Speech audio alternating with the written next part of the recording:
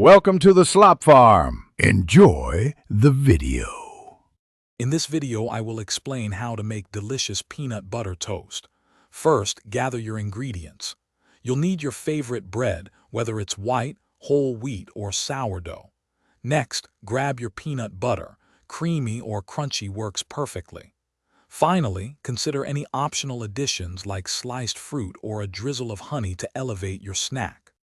Now, let's get that bread perfectly toasted. Carefully place 1 or 2 slices into your toaster.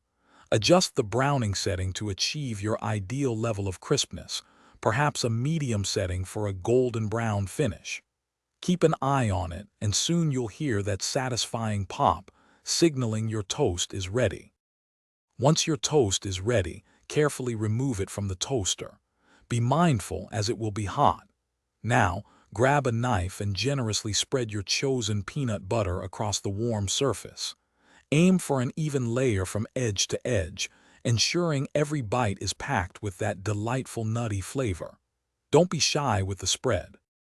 With your peanut butter perfectly spread, it's time for the finishing touches.